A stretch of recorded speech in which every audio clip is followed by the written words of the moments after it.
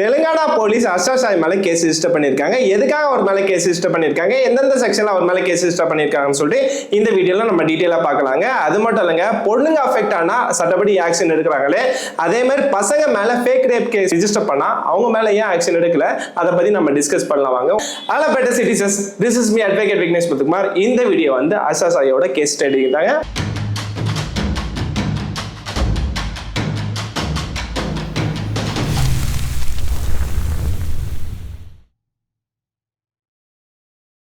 So 2 நாள் முன்னாடி பார்த்தீங்கன்னா அர்ஷா சாய் கூட ஒர்க் பண்ண ஒரு ஆக்டர்ஸ் வந்து தெலுங்கானால இருக்க ஒரு லோக்கல் போலீஸ் ஸ்டேஷன்ல போயிட்டு கம்ப்ளைண்ட் கொடுக்குறாங்க. அர்ஷா சாய் வந்து நான் சத்தியமா ஒன்னதான் கல்யாணம் பண்ணிப்பேன்னு சொல்லிட்டு ஒன்னா இருந்து ஏமாத்திட்டாரு, என்ன ரேப் பண்ணிட்டாரு, என்ன நியூடோ போட்டோ எடுத்து வச்சிருக்காரு, அதை வச்சு பிளாக்மெயில் பண்ணி கிட்டத்தட்ட 2 கோடி ரூபாய் வந்து என்கிட்ட கலெக்ட் பண்ணிட்டாரு சொல்லிட்டு இவர் மேல வந்து கம்ப்ளைண்ட் கொடுத்தாங்க.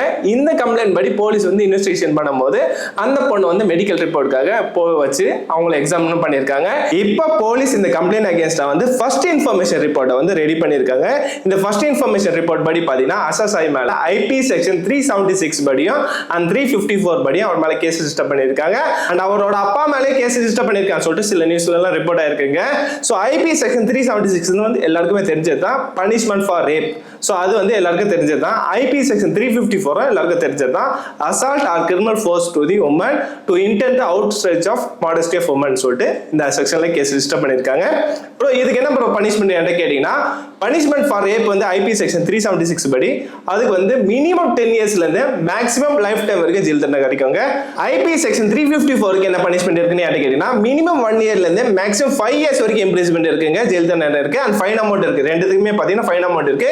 இன் கேஸ் கோர்ட்ல ப்ரூவ் ஆயிடுச்சுன்னா மினிமமா 1 இயர் கொடுப்பாங்க இதுக்கு ஐபி செக்ஷன் 354க்கு.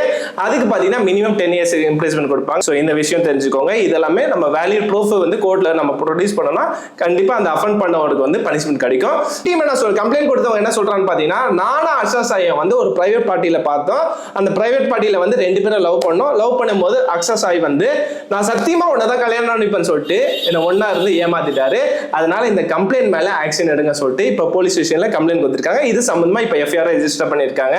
போலீஸ் 2 பேரையும் விசாரிச்சு அவங்க 2 பேரும் ஸ்டேட்மெண்ட் ரெக்கார்ட் பண்ணி சார்ஜ் ஷீட் ஃபைல் பண்ணுவாங்க. சார்ஜ் ஷீட் வந்து லோக்கல் கோர்ட்ல ஃபைல் பண்ணுவாங்க, ட்ரையல் கோர்ட்ல ஃபைல் பண்ணுவாங்க. ட்ரையல் கோர்ட்ல வந்து எல்லா எவிடன்ஸும் கலெக்ட் பண்ணிட்டு இன்கேஸ் அர்ஷா சாய் வந்து தப்பு பண்ணிட்டானா அவருக்கு வந்து இந்த செக்ஷன் படி கேஸ் ரிஜிஸ்டர் பண்ணுவாங்க. சோ பாக்குறவங்களுக்கு வந்து ஒரு டவுட் வரலாங்க, ப்ரோ நம்ம ஜூலைல இருந்து பாத்தீங்கன்னா இந்தியால வந்து புது லா இம்ப்ளிமெண்ட் பண்ணிட்டாங்களே, ஏன் அர்ஷா சாய் மேல இந்தியன் பீனல் கோட் பழைய லா படி கேஸ் ரிஜிஸ்டர் பண்ணிருக்காரு என்று கேட்டீங்கன்னா, சோ இந்தியால பொறுத்த வரைக்கும் பாத்தீங்கன்னா புது லா இம்ப்ளிமெண்ட் பண்ணிட்டாங்க. ஆனா அது ஜூலைல இருந்து கொண்டு வந்திருக்காங்க. ஜூலைக்கு அப்புறம் வர அஃபென்ஸ் எல்லாமே புதுசா வந்த கிரிமினல் ஆக்ட் படி கேஸ் ரிஜிஸ்டர் பண்ணுவாங்க. ஆனா ஜூலைக்கு முன்னாடி நடந்த அஃபென்ஸ் எல்லாமே பாத்தீங்கன்னா இந்தியன் பீனல் கோட் படி தான் கேஸ் ரிஜிஸ்டர் பண்ணுவாங்க. அதுக்கு பனிஷ்மெண்ட் இருக்கு. இப்போ புதுசா வந்த கிரிமினல் ஆக்ட் படி பாத்தீங்கன்னா சத்தியமா ஒன்னதான் கல்யாணம் பண்ணிப்பேன் சொல்லிட்டு ஒன்னா இருந்து ஏமாத்திட்டு போயிட்டு ஒரு பொண்ணு கிட்ட நீங்க சொன்னீங்கன்னா இதுக்காக உங்க மேல செக்ஷன் 69 படி கேஸ் ரிஜிஸ்டர் ஆகும். இதுக்கு வந்து அப் டு 10 இயர்ஸ் வரைக்கும் இம்ப்ரிசன்மென்ட் இருக்கு. புது லா வந்து இது கொண்டு வந்திருக்காங்க.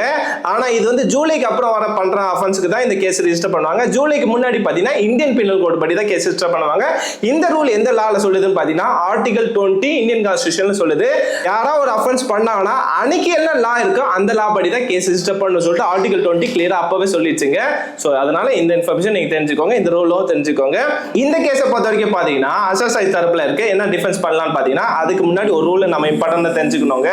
நம்ம இந்தியால 18 வயசு மேல இருக்கவங்க வந்து லிவ் இன் ரிலேஷன்ஷிப்ல இருக்கலாம், கன்சென்ட்டோட இருக்கலாம், அதுல ப்ராப்ளமே இல்ல. சோ அந்த 2 பேரோட கன்சென்ட்டோட ஒண்ணா இருந்தானா அது வந்து ரேப்பா இருக்காதுன்னு சொல்லிட்டு சுப்ரீம் கோர்ட் ஆல்ரெடி நிறைய ஜட்ஜ்மெண்ட் சொல்லிருக்காங்க, நிறைய தீர்ப்பு சொல்லிருக்காங்க. சோ இந்த இன்ஃபர்மேஷன் நீ தெரிஞ்சுக்கோங்க. இந்த கேஸை பொறுத்த வரைக்கும் அர்ஷா சாய் தரப்புல இருக்க அட்வொகேட் வந்து என்ன டிஃபென்ஸ் பாயிண்ட் சொல்லலாம்னு பாத்தீங்கன்னா, இன் கேஸ் இந்த கம்ப்ளைண்ட் வந்து ஜெனினா உண்மையா இருந்துச்சுன்னா, அவங்க 2 பேர் லவ் பண்றது உண்மையா இருந்துச்சுன்னா இந்தியால லிவிங் டுகெதர் வந்து லீகல் தான், அது வந்து இல்லீகல் இல்ல. சோ அதனால 18 வயசு மேல இருக்கவங்க யார் வேணா யார் கூட வேணா ஒண்ணா இருக்கலாம், கன்சென்ட்டோட ஒண்ணா இருக்கலாம், அது வந்து ரேப் ஆகாதுன்னு சொல்லிட்டு அந்த சைடுல டிஃபென்ஸ் எடுக்கலாம்.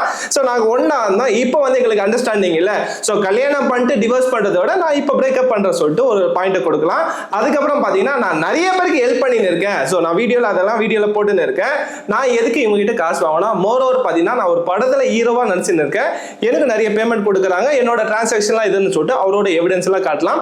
இவங்களும் வந்து எங்கிட்ட காசு வாங்கியிருந்தானா, இன்கேஸ் காசு வாங்கியிருந்தா அந்த தரப்புல இருக்க எவிடன்ஸ் வந்து கோர்ட்ல கொடுக்கலாம். கோர்ட் வந்து 2 எவிடன்ஸ் பார்த்துட்டு எது ஜென்யூனா இருக்கோ எது அக்செப்டபிளா இருக்கும்னு சொல்லிட்டு அதை பார்த்து அதுக்கு ஏற்ற மாதிரி தீர்ப்பும் கொடுப்பாங்க. ஸோ இதுதான் கோர்ட்ல நடக்கும். நார்மலா பாத்தீங்கன்னா எவிடன்ஸ் தான் வேல்யூ, அந்த எவிடன்ஸ் பேஸ்ட் ஆன் படி தான் அக்யூஸ்டுக்கு வந்து பனிஷ்மெண்ட் கொடுப்பாங்க. ஸோ பார்க்குற நீங்க ஒரு விஷயம் மட்டும் கிளியரா புரிஞ்சுக்கோங்க, எப்பவுமே கோர்ட்ல பாத்தீங்கன்னா எவிடன்ஸ் தான் கிங்.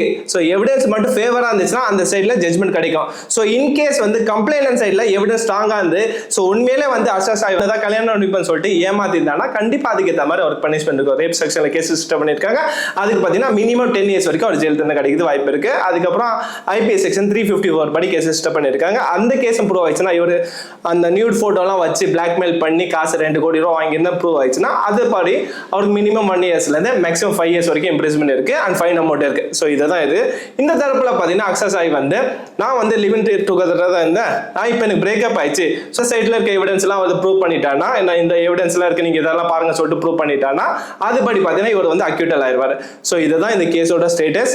இந்த கேஸ் வந்து ஃபர்தரா வந்து இன்வெஸ்டிகேஷன் பண்ணிட்டு இருக்காங்க. ஃபர்தரா இது அப்டேட் வந்துச்சுன்னா நான் உங்களுக்கு அப்டேட் பண்றேன். இதுல இப்போ முக்கியமான ஒரு விஷயம் என்னன்னு பாத்தீங்கன்னா, ரீசென்ட் டைம்ஸ்ல பாத்தீங்கன்னா நிறைய sexual cases, sexual harassment cases, sexual allegation கேசஸ்லாம் வந்து இந்த சினிமா இண்டஸ்ட்ரீஸ்லாம் நீங்க பார்த்திருப்பீங்க. ஏமா கமிட்டி சரி, ஆந்திரால சரி, ஹைதராபாத்லயும் சரி, இப்போ அசாசாய் கேஸ்லயும் சரி, அந்த கேஸ்ல எல்லாம் பாத்தீங்கன்னா நிறைய பேர் வந்து கேஸ் ரிஜிஸ்டர் பண்ணிருக்காங்க, நிறைய பேர் கம்ப்ளைண்ட் கொடுத்திருக்காங்க, இப்போ போலீஸ் கேஸ் ரிஜிஸ்டர் பண்ணிருக்காங்க.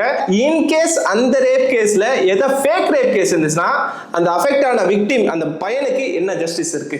இப்போ வரைக்கும் பாத்தீங்கன்னா எனக்கு தெரிஞ்ச வரைக்கும் ப்ராப்பரான லா அவைலபிள் இல்லை. ஸோ ஏன்னு பாத்தீங்கன்னா ஒரு பர்சன் வந்து இவர் தான் எனக்கு எடுத்துட்டான்னு சொல்லிட்டு கேஸை ரிஜிஸ்டர் பண்றாங்க, போலீஸ் வந்து FIR ரிஜிஸ்டர் பண்ணிடுறாங்க. அதுக்கப்புறம் அந்த பர்சன் வந்து கோர்ட்ல போயிட்டு நான் தப்பு பண்ணலன்னு சொல்லிட்டு வெளியில வராரு. ஆனா அவ்வளவு கஷ்டப்பட்டிருப்பார்ல அந்த அஃபெக்ட் ஆன பர்சனுக்கு, அந்த மேனுக்கு வந்து சப்போர்ட்டிவா லீகல் ரெமெடி என்ன இருக்கு? இப்போ வரைக்கும் ப்ராப்பரா இல்லை. ஏன் இல்லைன்னு பாத்தீங்கன்னா, ஸோ லாஸ்ட் 10 years இது வந்து ஸ்டேட் கவர்மெண்ட்டுக்கும் சென்ட்ரல் கவர்மெண்ட் ஒரு ரிக்வஸ்ட் வைக்கிறேன். லாஸ்ட் 10 yearsா எவ்வளவு ரேப் கேஸ் ரிஜிஸ்டர் ஆயிருக்கு, அதுல எவ்வளவு பேர் தப்பு பண்ணவங்களுக்கு பனிஷ்மெண்ட் கிடைச்சிருக்கு, அது ஃபேக் கேஸ் எவ்வளவு இருக்குன்னு சொல்லிட்டு ஒரு ரிப்போர்ட் ரெடி பண்ணானா, இந்த ரிப்போர்ட்டை வந்து ரிலீஸ் பண்ணானா, இந்த ரிப்போர்ட்டை பேஸ்ட் ஆன் பண்ணி சென்ட்ரல் கவர்மெண்ட் கண்டிப்பா லா கொண்டு வரலாங்க. ஏன்னா செக்ஷன் 69 வந்து எதுக்கு கொண்டு வந்தான்னு சொன்னாங்கன்னா இந்த ரிப்போர்ட்னால தான் கொண்டு வந்திருக்காங்க. சத்தியமா கல்யாணம் பண்ணிப்பேன் சொல்லிட்டு ஒன்னா வந்து ஏமாத்திட்டு போயிட்டேன்னு சொல்லிட்டு பொண்ணுங்க நிறைய பேர் பாதிக்கப்படுறாங்க, அதனாலதான் இந்த லாவை கொண்டு வரதான் சொல்லியிருக்காங்க. அதே மாதிரி ஒரு பையன் கிட்ட ஒரு பொண்ணு வந்து சத்தியமா ஒண்ணுதான் கல்யாணம் பண்ணி 100 வருஷம் வாழணும் ஒன்னா வந்து ஏமாத்திட்டு போயிட்டானா அந்த பையனுக்கு என்ன லீகல் ரெமெடி இருக்கு? ஸோ ஈக்குவாலிட்டி பிஃபோர் லா, லால எப்பவுமே பாத்தீங்கன்னா ஈக்குவாலிட்டி பிஃபோர் லா இருக்கு. ஆர்டிகல் 14 இதுதான் சொல்லியிருக்கு. என்ன பொறுத்த வரைக்கும் ரேப் பண்ணவங்களுக்கு கண்டிப்பா அவங்களுக்கு சிவியரா பனிஷ்மெண்ட் கொடுக்கணும், அதுல மாற்று கருத்தே இல்லை. ஆனா ஃபேக் ரேப் கேஸ் கொடுக்குறவங்க மேலேயும் கண்டிப்பா ஆக்ஷன் எடுக்கணும், அப்பதான் ஜஸ்டிஸ் வந்து ஈக்குவாலிட்டி பிஃபோர் லா. ஸோ இந்த ரிப்போர்ட்டை ரெடி பண்ணிட்டானா இது பேஸ்ட் ஆன் படி ஃபேக் ரேப் கேஸ் யாராவது கொடுத்தாங்கன்னா அவங்களுக்கு அட்ரஸ் பண்ற மாதிரி ஒரு லாவை கொண்டு வந்துட்டாங்கன்னா அதுக்கப்புறம் அந்த அஃபெக்ட் ஆகிற விக்டிம் வந்து அந்த லாவை யூஸ் பண்ணிக்கலாம். ஸோ இது என்னோட கருத்து.